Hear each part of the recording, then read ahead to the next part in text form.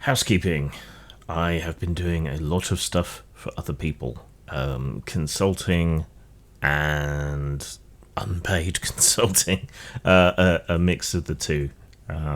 Helping a lot of other people with stuff, giving advice and feedback and so on. And it's weird and heartening that a lot of people are trying to send me copies of early manuscripts of their games and modules and things because they value my advice, apparently.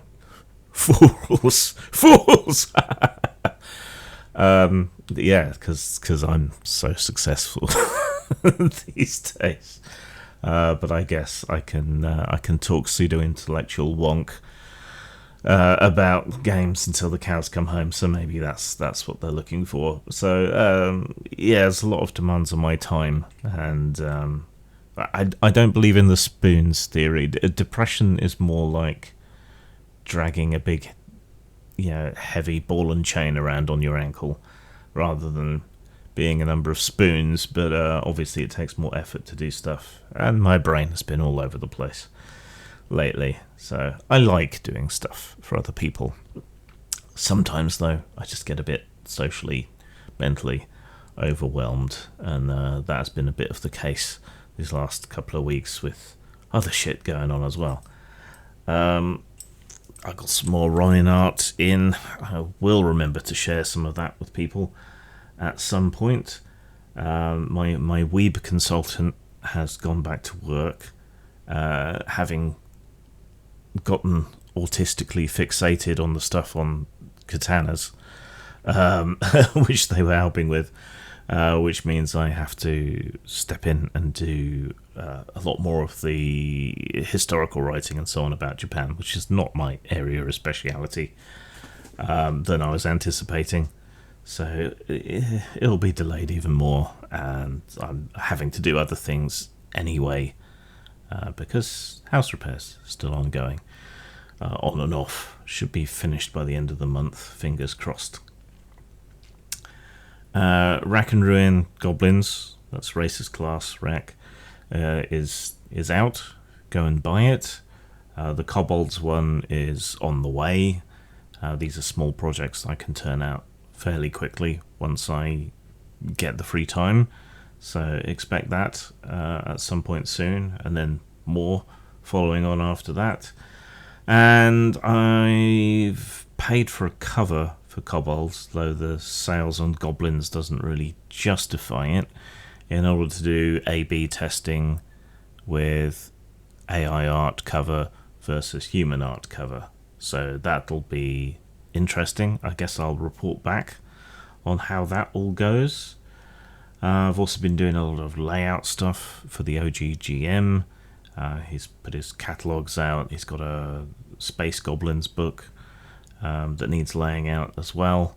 I hate layout work, but it has to get done, and it's nice to support the OGGM, who is an all-round solid, lovely geezer. So yeah, the country's been on fire, which is a bit distracting, and has caused many of the...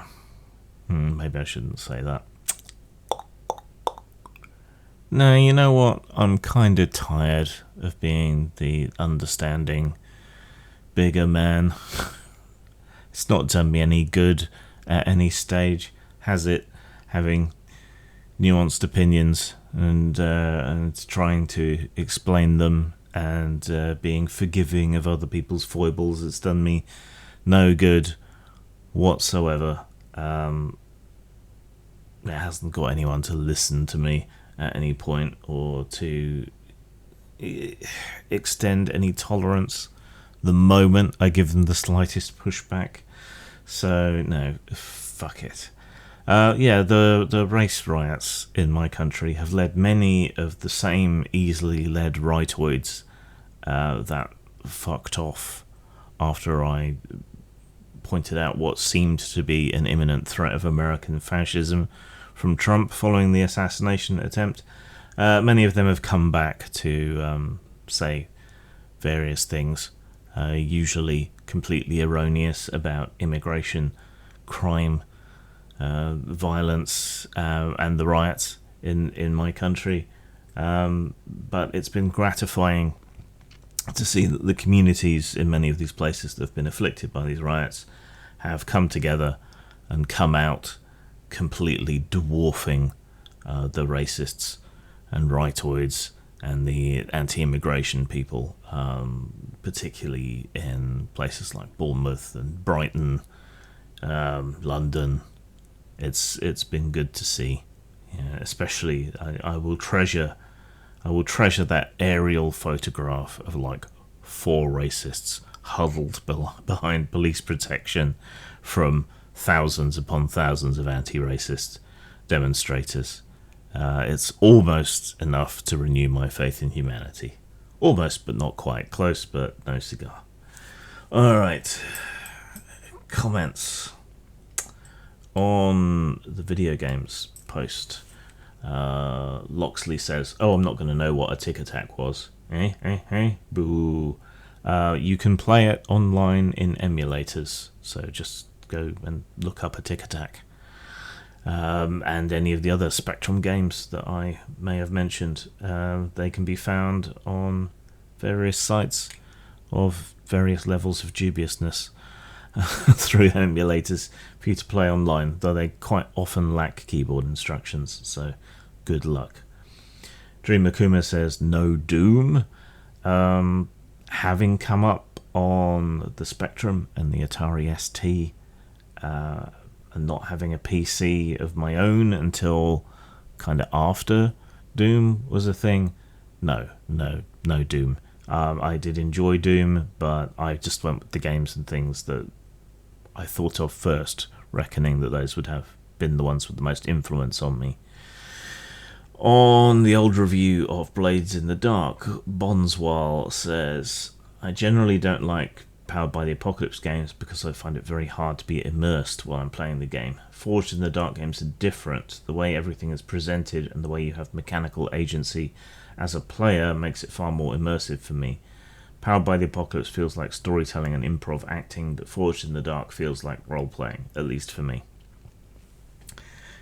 I mean, okay, I think Blades in the Dark, as an implementation of Powered by the Apocalypse, is a little bit closer to a traditional RPG. I think Dungeon World is probably better in terms of those considerations. I still find that it too much. It takes place at that kind of meta level where you're not playing your character, you're not inhabiting your character, where you're improving and storytelling and telling a story about a character. So it doesn't do it for me, but at the same time I recognise what you're saying. It is a step closer to more conventional role-playing. Certainly in terms of Candela Obscura, it didn't much feel like it was doing anything like that. And I didn't particularly get that feeling from Blades in the Dark either, though you could say that Candela Obscura is another half step back towards default Powered by the Apocalypse in a lot of ways, in the way that it's implemented. On a rather old review of Fate Core, John Leoist says, "I'm very interested in how you converted Rifts to using Fate. It largely takes care of itself to some extent. You can use the scaling rules that you can find in various Fate books, and that largely takes care of the problem of robots and mecha and vehicles and so on. And then the kind of overblown, over-the-top nature of Rifts very much lends itself to these slightly more narrative-based games and the way that they work, and it keeps everything very quick and slick, and makes a lot more sense than actual Palladium Rifts does. Of course, you also have the option of Savage Worlds for playing Rifts these days. So that's another consideration. Basically, anything's better than Palladium. I joke, but only slightly, that you could run it using Fatal and it would it might be better. On the Dragon Age review, Ensign Redcoat says, Dragon Age's slide from adult dark fantasy to safe, innocuous Forgotten Realms clone is encapsulated in the design of the Desire Demon. You can see the franchise's trajectory by comparing its Origins appearance to its Inquisition appearance. The Veilguard teasers only further cement the shifting design philosophy. The blood-soaked grass and mud of Origins are nowhere to be seen, replaced by vivid colours and a steampunk vibe closer to science fantasy than dark fantasy. Safe, homogeneous, inoffensive, just like all media now. I'm probably not going to bother with Veilguard. But that's what kind of inspired me to pick up the RPG. Is I really liked the first 1.5 Dragon Age games and the little web game they launched with as well. That was quite fun.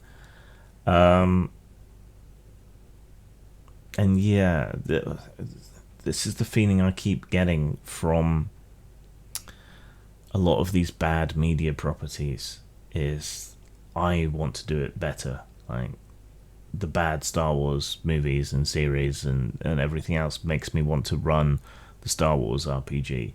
The declining quality of Dragon Age makes me want to run a Dragon Age game and go back to its bloody, sort of more adult fantasy sort of roots. I mean, mature probably rather than adult is the vocab I should have used, but you see what I mean. And the terrible, terrible Rings of Power series makes me want to run a Lord of the Rings game. Right. That's just, I don't know. Reactive disgust seems to be a great motivating force. Anger seems to be a great motivating force for doing stuff. But we shall see. Ben Formals says, Hi Grim, just wondering if you have any plans to review the new RPG based on Brandon Sanderson's Stormlight archive. Looks like it's got a lot of potential to be a big hit, especially considering the density of that world's magic system. I am unfamiliar with Brandon Sanderson's work because, contrary to what you might think, me being an RPG designer and spending a lot of time in various fairly standard fantasy worlds, I don't much like standard fantasy worlds. And so I haven't been exposed to his work because I basically have no interest in fantasy novels of a more conventional type. If there's a spin on it, if it's different in some really appealing and interesting way, then I get interested. But Sanderson has passed me by, so I have no immediate plans to consider it. We shall see what the reaction is, I guess. On the video Nasties at the Table, Mr. Prickly says, You have a great voice for narration, but do you provide the characters' voices when your players interact with them? In other words, do you roleplay when you roleplay? I can't sustain an accent or anything for that long, so I cheat. I tend to come up with a sort of catchphrase or a verbal tick that a character might have, or an attitude or emotion that they kind of project by default. For example, in our tabletopless D&D games, a regular recurring NPC is Captain Silk, who is the pirate captain of a dragon turtle. And his kind of default is exasperation at player shenanigans, mostly. So I tend to play him kind of stressed or drunk, and that works. But yeah, if you don't have to do voices. I think that's a critical roleism, but you can do other things that can be as effective as voices, like the volume at which you speak, or the little catchphrases, verbal tics. If you smile while you're talking, it gives your voice a different sort of cadence and rhythm and sound. Or if you frown and try to look grumpy, or if you slow right down, like maybe you're an Eeyore. Things like that. So you don't have to do voices to have an effective role at the table. And that goes for players as well. On why I hate horses. It's been a while since we had a comment on that video. Herkhead says, okay, why put it out there? If, so many equestrians like myself will hate on you. It's honestly funny how people make videos on how much they hate horses. Like we don't really care. And yet, here you are, making a comment on a video about how much I hate the horses, presented in a comedic manner that's clearly not meant to be taken too seriously. And here you are commenting. Why would you do that if you don't care? And lastly, on the Kalergi video, and bear with me because there's a surprise here. Double says, I'm not listening to anything by someone who is dressed like Jack Sparrow and looks like he's on the register. Sorry. I mean, I don't look like any of those people who have been rioting, 70% of whom have criminal convictions, and many child touchers were found within the ranks of the EDL in the past. So, glass houses, stones. Also, I wasn't wearing a pirate hat in that video. I do own a pirate hat because pirates are cool, but I wasn't wearing it in that video. Winston Smith 1984, which is probably one of the most ironic names one of these commenters could have, says, this debunking hasn't aged well, mate. 2024, and it seems like Kalergi's plan is well underway, either by design or coinkydink. Well, if it's coincidence, then it's not a plan, is it? And you, just like everybody else, has been completely unable to show me any sort of plan. And lastly, and this is the surprising one, Limtasu says, what is your view on what is happening in England right now? Presumably meaning the race riots.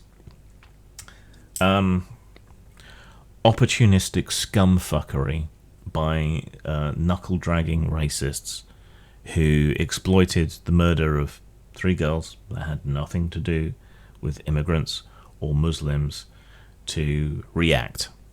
And I think it's partly their frustration that Labour got in it. I think it's partly their frustration that Reform didn't do it as well as they thought. I think they've been stirred up through disinformation and misinformation from the likes of Tate, Nigel Farage, Stephen Yaxley Lennon, and racist grandmas on Facebook.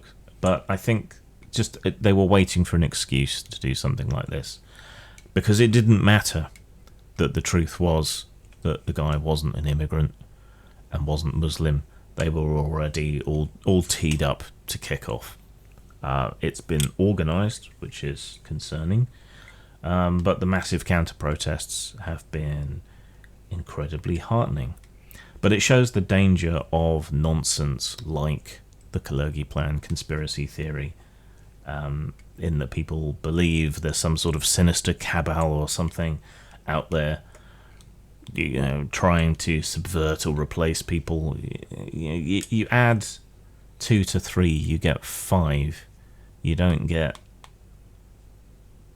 2 white, 3 black. That's not how addition works.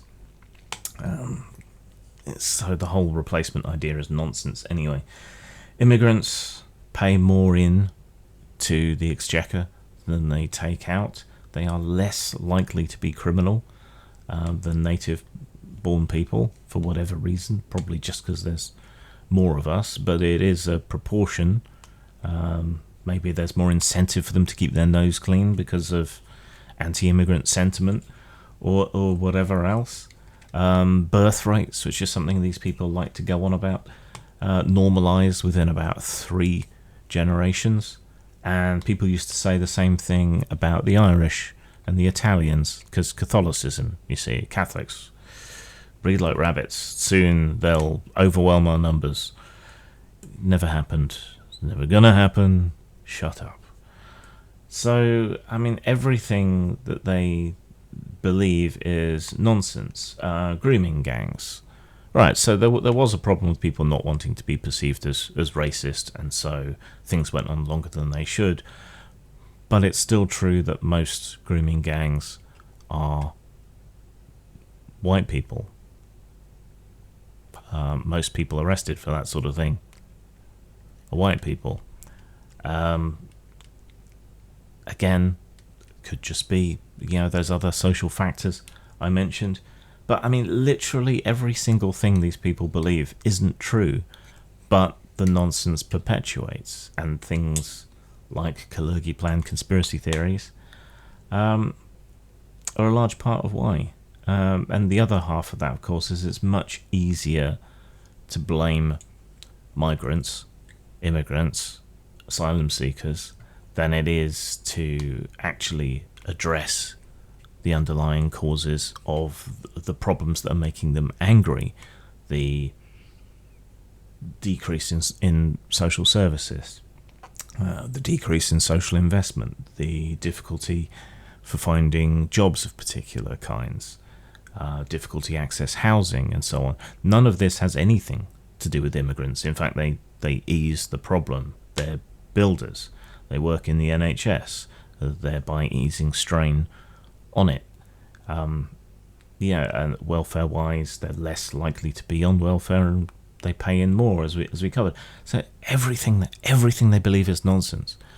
But people are so tied into these hermetically sealed social bubbles, right, that they don't encounter other ideas, and if they do, they react violently, no matter how reasonably put or evidenced or whatever else. And there's a whole industry built up on exploiting people's fear and anger, right? We see that on YouTube, and it's kind of, no, I wasn't going to be understanding what Double D did to me, right? With his video, Fisking video. That's an example. The least charitable interpretation of something delivered as fact to stir people up and make them angry. No matter what other history you've had, or how relevant your experience or education is, or whatever else, just stir people up and they'll ignore it, and they'll punish the person who is pricking their bubble with facts and concerns and an educated opinion, rather than address it. And that's true for everybody across the political spectrum, internationally, everywhere. So, the most dangerous words in the English language are "something needs to be done." So I'm not going to go that far, but we haven't found a way to address misinformation, disinformation, and conspiracy theory nonsense yet. And I hope we do. I think this is like when the printing press was first adopted. It took decades for people to really grapple with the implications of widespread literacy and the printing press. And I think we still haven't really grappled with the problems of the internet and of social media in particular. Zang. Ars Goetia presents classical demonology for OSR games. If you like your magic to have a little authenticity, if not reality, then Ars Goetia will give you all the tools necessary to bring classical ritual magicians and demonologists into your OSR games.